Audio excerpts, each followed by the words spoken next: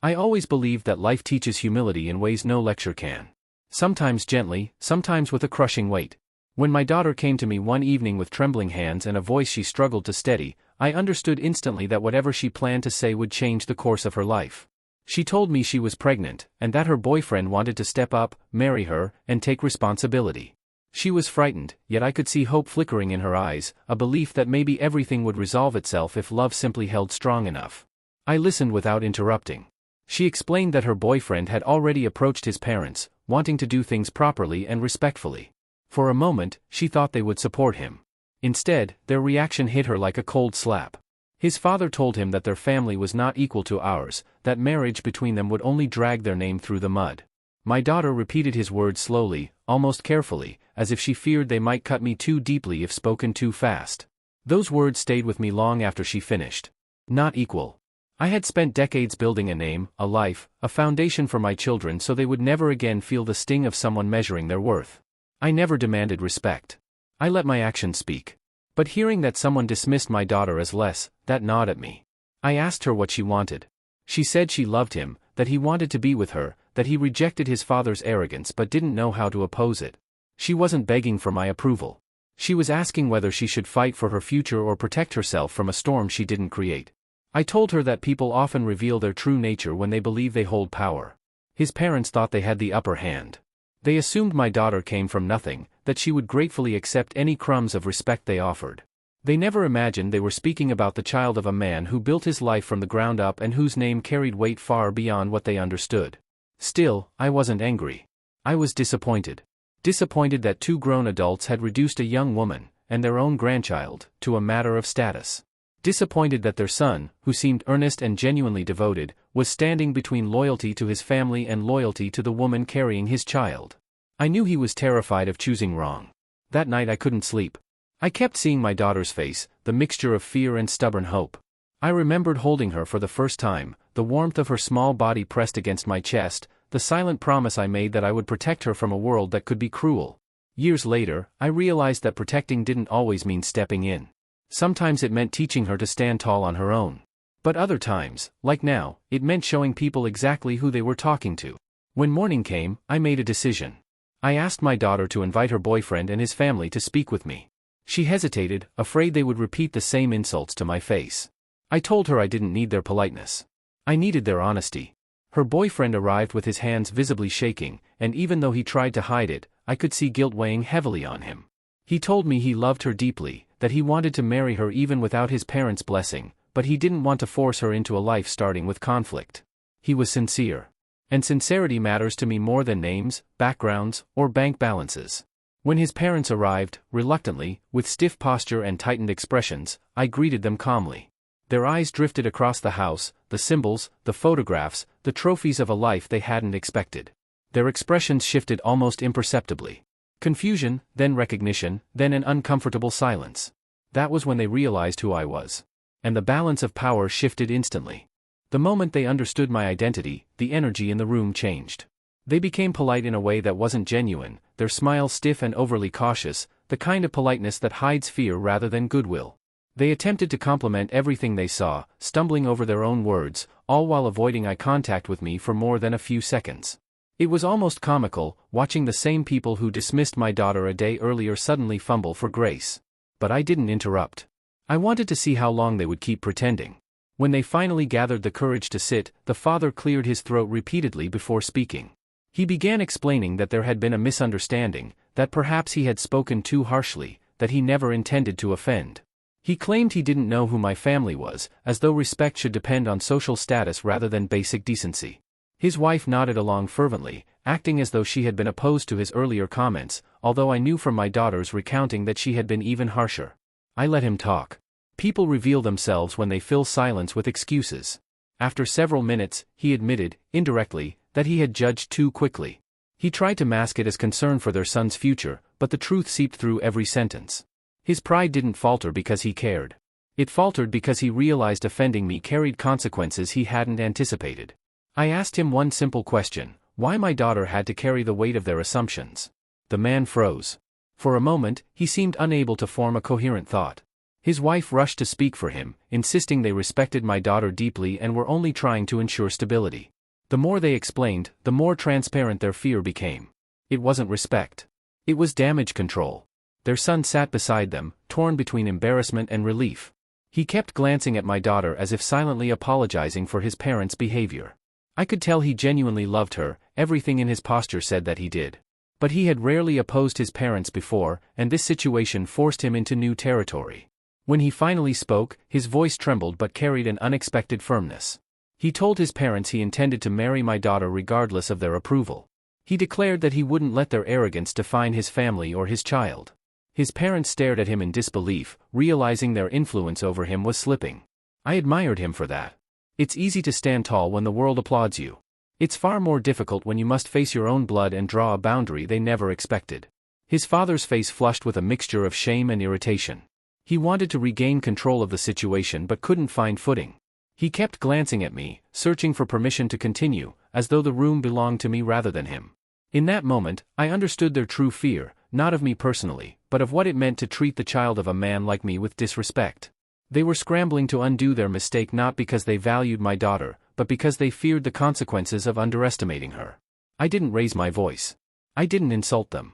I simply explained, slowly and clearly, that their words had caused real harm, and that respect offered only after someone reveals their status is not respect at all, it is cowardice dressed as courtesy. The silence that followed was heavy. His father began apologizing again, this time more desperately, insisting they would support the marriage wholeheartedly. His wife chimed in, promising they would embrace my daughter as family, praising her education, her character, her grace, ignoring the fact that 24 hours earlier they dismissed her as inferior. Their son looked exhausted, as if he'd spent his entire life managing their expectations. But now he seemed ready to step out from under them. For the first time, I saw something in him that made sense. He was trying to build his own future, not simply inherit theirs. The meeting ended with awkward smiles, forced reassurances, and the beginnings of a fracture between parents and son that would take time to settle. But the real turning point would come later, when they realized apologies alone couldn't repair what they had broken. The following weeks revealed more about people's true character than any conversation ever could. At first, his parents acted as though their apology had closed the matter. They spoke with exaggerated warmth, sent messages that tried too hard to sound sincere, and behaved as if the entire conflict had been nothing more than a misunderstanding that everyone should quickly forget. They wanted the story buried. I wanted the truth remembered. My daughter watched them cautiously. She possessed a quiet intuition that I had always admired. She noticed the small cracks beneath people's practiced expressions. She sensed their sudden politeness wasn't built on respect. It was built on fear of consequences, fear of losing their son, fear of being shamed for words they thought they could hide. Her boyfriend visited often. Each time he arrived, I saw subtle changes in him. His posture straightened. His tone steadied. The more his family tried to regain control, the more he realized how closely they had shaped his decisions for years. He began expressing his own opinions without shrinking back. He spent more time in our home than in his own, not because he wanted to escape, but because he found peace where he didn't have to constantly defend the woman he loved. One evening, my daughter admitted she felt torn. She wanted to build a family with him, yet she feared that marrying into a house where she had already been judged would make her feel unwelcome forever. She wondered if their kindness would fade once the excitement subsided, returning to the same superiority they wielded before they knew who I was. I told her something I had learned the hard way: arrogance doesn't disappear, it hides. And the only question worth asking was whether she could live with people who bowed only when forced. Her boyfriend overheard enough of the conversation to understand its weight. He later approached me privately, his voice steady but vulnerable. He confessed he didn't want his parents' approval anymore if it came packaged with conditions. He wanted to build his own home, one defined by mutual respect rather than hierarchy. He wanted to marry my daughter not as a rebellion against his parents but as a commitment to the life he envisioned. That was the first time I truly believed him. Still, his parents attempted to maintain control. They insisted on hosting family meetings, pretending to be enthusiastic about wedding plans, suggesting venues and traditions as though they held authority over decisions that weren't theirs. Their efforts felt rehearsed, artificial, transparent. Eventually, their son confronted them. He told them he was done pretending. He reminded them of their words, the ones my daughter repeated through tears, and explained that trust couldn't be rebuilt with expensive gestures or forced politeness. He told them he needed time apart from them to create space for his own life. The shock on their faces was palpable. They had always assumed their influence was unshakable. The separation was not dramatic. There were no screaming matches or slammed doors. The distance grew quietly, like a shadow stretching as the day ends. They tried reaching out, offering apologies that sounded increasingly desperate, but he maintained boundaries for the first time in his life, boundaries they had never allowed him to form before. Meanwhile, my daughter became calmer. The stress that once left her sleepless eased, replaced by a cautious sense of security. She still worried about the future, but she no longer feared being dragged into a family that didn't value her. She saw her partner choosing her, not out of guilt or obligation, but because he genuinely wanted the life they were creating together. When the first ultrasound appointment came, he insisted on being there. I saw him stare at the screen for a long moment, as though witnessing something sacred. He didn't say anything afterward, yet the expression on his face said more than any words could. He was ready for this. Not because his parents approved, but because his child needed him to be. The real turning point came a month later, when his parents unexpectedly arrived at my house. I hadn't heard from them in weeks. Their son was out with my daughter when they knocked on the door, standing with hesitant posture and hands clasped awkwardly, as if unsure whether they were welcome. I invited them inside without offering more than basic courtesy. They were the ones asking for forgiveness. I was the one listening. The father began speaking first, but for the first time, his confidence was gone. He admitted he had judged my daughter before knowing her, before understanding her character. He said he had been raised to believe families must be matched, and that he now understood how foolish and harmful that belief was. His wife nodded, tears gathering in her eyes as she apologized for every word she had once used to belittle my daughter. For the first time, their fear wasn't of me. It was of losing their son and their grandchild. That shift mattered. It didn't fix everything, but it opened a door that had previously been locked. I told them their apology didn't need to be perfect, it needed to be honest. Respect that emerges from fear vanishes when fear fades. But respect that emerges from understanding has a chance to last. I asked them to show my daughter who they were becoming, not who they had been. When their son returned home late that evening and learned what happened, he insisted on processing everything slowly. He didn't rush to forgive. He didn't rush to replace old wounds with shallow peace. But he was willing to rebuild, carefully, intentionally. And for the first time, a future between the families seemed possible. As the months unfolded, the tension that once dominated every interaction began to soften. It didn't dissolve. It didn't transform overnight. It simply shifted from hostility to caution, and eventually from caution to something resembling sincerity. His parents started reaching out not to regain control but to stay involved. They asked about my daughter's health respectfully, not intrusively. They showed concern without pretending they had authority. Most importantly, they acted consistently. Respect, I realized, shows itself in patterns, not moments. My daughter began allowing them into her life in small increments. She invited them to doctor appointments occasionally, asked for help with baby items, and included them in simple family activities. She didn't forget what they had said. She didn't pretend their words had never wounded her. But she gave them a chance to prove themselves through actions rather than declarations. Her boyfriend, now fiancé, grew into the role he had chosen. His confidence expanded quietly but unmistakably. He found work that allowed him to support their growing family independently from his parents' expectations. He made decisions without seeking their approval, and each step reaffirmed that he had become the man my daughter needed him to be. Their wedding wasn't extravagant. They chose an intimate ceremony surrounded by people who genuinely cared about them. His parents sat quietly, humbled, grateful they hadn't lost access to their son's life. I watched them closely throughout the ceremony. They didn't pretend to dominate the moment. They didn't attempt to place themselves at the center. They simply existed in the space that was given to them, nothing more, nothing less. When my daughter walked down the aisle, she radiated a calm I hadn't seen in months. Her fiancé looked at her as though seeing someone who had saved him from a life of living according to someone else's blueprint. I felt something inside me ease. I had worried for so long whether she would enter a marriage weighed down by tension. Instead, she entered one built on choice, not pressure. During the reception, his father approached me tentatively. He thanked me for giving them the opportunity to mend the relationship. He admitted that, had he not realized who I was, he might have clung to his arrogance far longer.